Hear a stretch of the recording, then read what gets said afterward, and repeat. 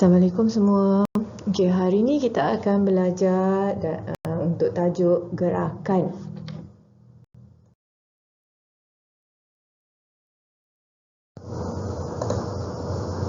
Okey, pelbagai objek dekat alam semula jadi ni kita nampak sentiasa bergerak lah.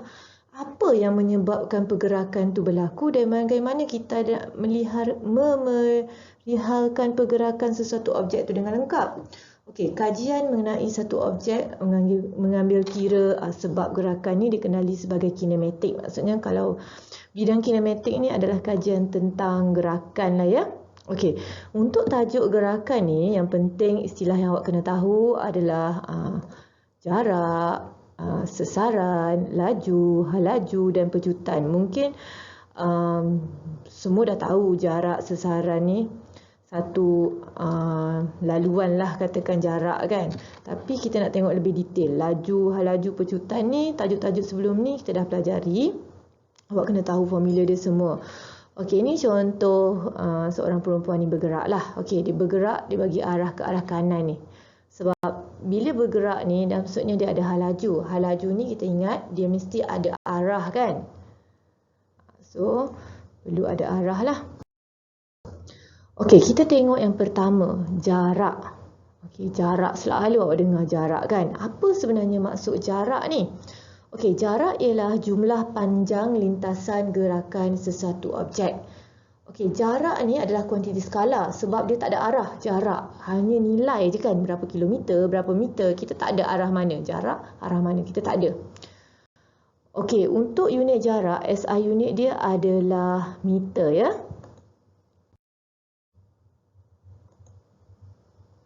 Okey, ini adalah contoh dia bagi. Tengok teruslah. Okey, sebuah kereta bergerak dari kilometer 180. Ni kilometer 180 ke 360 lebuh raya utara selatan dari perjalanan Melaka ke Kuala Lumpur. Maksudnya daripada kilometer 180 dia pergi ke kilometer 360. Maksudnya daripada perjalanan Melaka ke Kuala Lumpur lah. Okey, dia tanya berapa jarak yang dilalui oleh kereta tersebut untuk sampai ke destinasinya. Okey, jarak kilometer ni kalau lebuh raya plus ni dikira daripada di mana bermulanya lebuh raya tu dan di mana berakhir. Inilah yang dikira jarak kilometer berapa. Okey, nak dapatkan jarak dia kita tolak je. 360 ni kilometer ke 360 ni kita tolak ke kilometer 180. Dapatlah jarak daripada Melaka ke Kuala Lumpur ni 180 km. Kita tolak je jarak ni, maksudnya lintasan yang dilalu tu berapa kilometer jumlah yang dilalu tu. Tu untuk jarak. Okey, sesaran pula. Awak kena bezakan ya, sesaran dengan jarak selalu macam orang macam anggap benda tu sama. Sebenarnya tak sama langsung. Okey, sesaran pula satu objek, jarak titik terakhir tu dengan titik permulaan. Jarak titik akhir yang awak sampai dengan titik yang mula-mula tu. Misal fikir, tadi sama lah juga kan daripada Melaka nak pergi KL kan. Nanti kita akan tengok kejap lagi contoh dia. Untuk SI unit dia pun sama, meter ya. Yang lain dia semua sama. Cuma untuk dapatkan nilai dia tu tak sama, jarak dengan sesaran ya. Okey, kita tengok contoh macam mana kita nak kira sesaran ni ya. Okey, setiap pagi Pak Asrul akan berjalan ke rumah bakar. Ni rumah Pak Asrul. Dia akan berjalan ke rumah bakar di timur dia. Ni timur sebelah sini kan. Okey, selepas sampai kat rumah bakar ni, dia pun sama-sama ni jalan pula pergi taman bersama-sama lah. Okey, jarak rumah Pak Asrul ke rumah Pak Bakar ni adalah 4 meter. Daripada rumah Pak Bakar ke taman adalah 3 meter. Okey, kalau tanya jarak, kita kena tambah semua. 4 tambah 3, maksudnya 7 kilometer lah jarak dia. Tetapi soalan ni dia tanya berapakah sesaran Pak Asrul. Kita kena ingat tadi, sesaran adalah titik permulaan hingga titik akhir. Mula dia kat mana? Sini kan? Dia bermula dekat sini, rumah dia. Titik akhir dia, sini.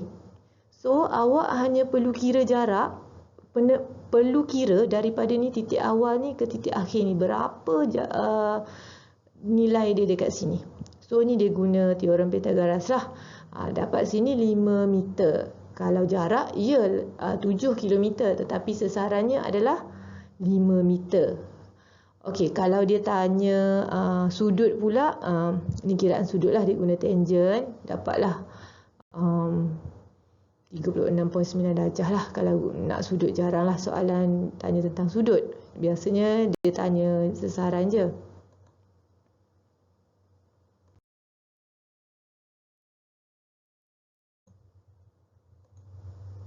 Okey, kita tengok next, laju pula. Okey, laju dengan hal laju pun beza ya. Tolonglah.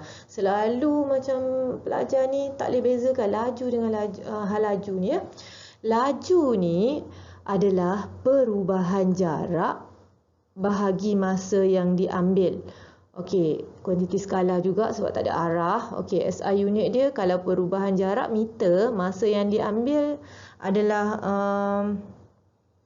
saat. So, bila meter bahagi saat, dapatlah saat negatif 1. Okay, kita tengok. Kalau hal laju pula, tadi, kita tengok balik. Tadi, jumlah panjang bahagi dengan masa yang diambil. Tetapi hal laju ni, sesaran bahagi masa. Beza ya, hal laju, sesaran bahagi masa. Sebab tu sebelum ni awak kena bezakan. Apa sesaran, apa jarak. Macam laju, jarak, total jarak tu bahagi masa. Tetapi hal laju, sesaran kita bahagi dengan masa. Okey, kita tengok contoh soalan ya. Okey, contoh soalan ni. Seekor arnab berlari ke arah tuannya. Jika arnab tu mula bergerak dengan kelajuan 1.5 meter saat apabila jarak di antara arnab dengan tuannya 15 meter. Maksudnya arnab ni sebenarnya daripada arah sini. Dia pun berlari menjauhi tuan dia. Tuan dia pun bergerak menjauhi arnab tu dengan kelajuan 1.0 meter saat. Okey, dia mula-mula ni mungkin dia duduk sekali. Lepas tu dia menjauhi dua-dua. Okey, sekarang jarak arnab dengan tuannya ni adalah 15 meter. Okey, dia nak tahu sekarang bila dah sampai kat 15 meter ni, dia nak bergerak semula, tuan dia ni nak bergerak semula ke hadapan, arnab pun nak ke hadapan semula. Dia akan bertembung pada masa berapakah? Tu soalan dia sebenarnya. Okey. Sekarang tadi kita dah belajar tentang jarak kan. Jarak ni lintasan semua and juga laju. Lajunya tadi pun kita dah tengok rumus laju, jarak bahagi masa. Okey, sekarang kita nak dapatkan jarak. Okey, untuk dapatkan jarak, laju darab masa lah. Okey, dalam soalan ni dia hanya bagi laju sahaja. Dia tak bagi pun jarak, masa, semua tak ada. Okey, dia hanya bagi laju sahaja. Cumanya ni total jarak ni dia bagilah jarak keseluruhan ya. Okey, sekarang tak apa. Kita anggapkan okey, untuk X1 ni adalah untuk ni tuan dia. Kita nak cari jarak untuk tuan dia bergerak ni untuk dia bertemu dengan arnab tu. Okey, laju kita ada satu, masa tak apa, kita tak ada, kita buat T. Kenapa kita buat T? Sebab nanti bila arnab tu pun kita buat T sebab dia akan bertemu dalam satu masa yang sama. Kita nak tahu T dia tu berapa. Okey, 1.0 darab T kita akan dapat 1.0 T lah. Untuk S2 pula kita nak kira untuk jarak untuk arnab pula. Okay, 1.5 darab T dia dapat 1.5 T. Okey, jarak ini X1, tuan dia ni bergerak dengan arnab bergerak untuk bertemu ni, total jarak keseluruhan dia, jumlah jarak keseluruhannya adalah 15 meter. So kita boleh andaikan X1 tambah X2 ni sama dengan 15 lah. Mereka akan bergerak ke arah sini. Bukan maksudnya bila sampai ke 15 ni dia patah balik. Konsep dia macam tu lah. Okey, X1 kita dah dapat tadi 1.0 T tambah dengan 1.5 T. Kita akan dapatlah 15 meter lah total. Okey, untuk yang 15 ni kita dah tambah 1 tambah 1.5 dapat 2.5. 2.5 bahagi 15 kita akan dapat 6 bahagi 15. 15 bahagi 2.5 kita akan dapat 6. Okey, maksudnya arnab ni bergerak dengan kelajuan 1.5 meter pada 6 saat dia akan bertemu dengan tuan dia. Tuan dia hanya perlu bergerak 1.0 meter saat. Maksudnya kalau dari segi jarak kita boleh fikirlah Arnab ni laju lagi kan. Jarak dia lagi banyak lah daripada tuan dia. Dia bukan bertemu di tengah-tengah ya. Tu maksud dia.